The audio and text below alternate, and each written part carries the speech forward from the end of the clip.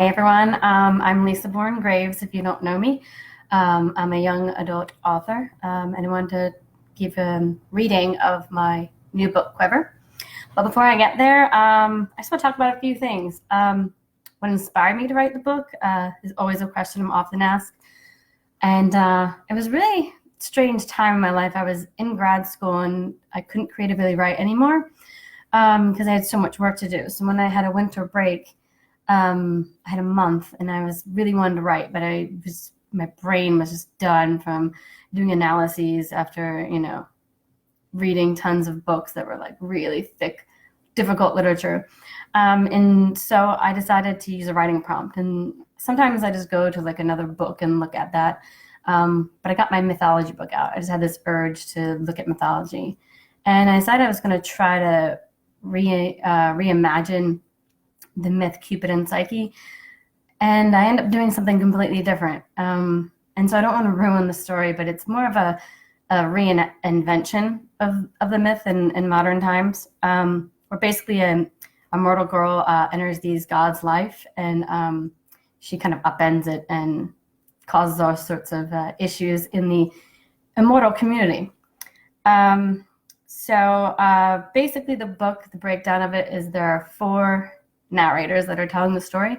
One is the mortal girl Callie, and the other three are gods, under aliases, of course, which I'm not going to tell you. You have to find out in the book. But there's Lucian, Aroha, and Archer. So I will be reading momentarily Lucian, who's chapter 1, and a little bit of Callie's chapter 2. Okay, so I guess without further ado, the Immortal Transcripts, Book 1, Quiver. I'm going to get started. All right, so this is Lucian, so pretend I'm a guy. All right. I found myself adrift in a sea of fog, so I knew it was one of my repetitive dreams. Trouble for me always starts with dreams and women, but women in dreams is the worst combination. As soon as I saw those gates appear out of nowhere, I recognized this was a compound problem involving both. They were gilded wrought iron gates that reached from the ground full up to the sky, far beyond where the eyes could see, where they disappeared in the delicate layer of bright clouds. On both sides of the gates were ancient stone walls that appeared to be meticulously built by hand and extended so high that one wondered how on Mother Gaia they could stand without toppling over. The gates, on squealing hinges, creaked open enough for my body to slip through.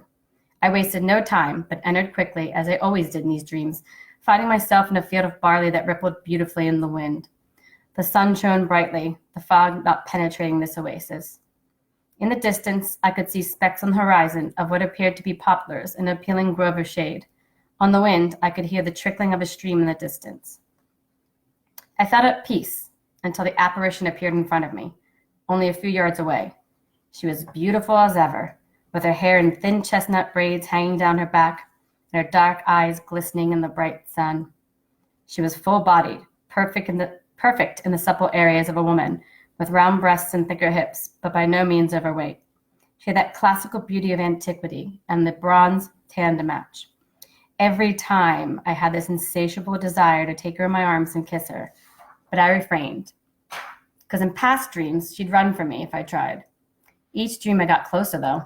Patience, I told myself. She greedily ate away at a pomegranate, seeds and all, which reinforced the idea of where I really was. But I was not dead, and no one could answer what Elysium looked like. Those who arrived there never returned, yet here I was in my sleep, a place I often found myself. Something I never told anyone, ever. She spotted me and eyed me demurely. You again, she smirked. Don't you ever learn? Learn? It is you who brings me here, my oracle. Oh, she gasped. She was clearly frightened. This was different. Usually she just flirted and teased me. I took full advantage of her sudden hesitation and crossed to her and took her in my arms. Yours, she gave me a smug smile that told me I was being foolish. Ah, I realized my folly. If she wasn't my oracle, then before my time? Shh, she hissed, pushing me away and scanning the horizon in anticipation. I'm not supposed to speak to you. She spun around wildly. The wind changed course suddenly, whipping at us, and I heard the baying of dogs in the distance. The barley rippled eerily around us like the wind was going in every direction. Show me, I insisted, searching for the oncoming threat. You brought me here for a prophecy. Now do it. My heart beat with anxiety as I heard the dogs getting closer.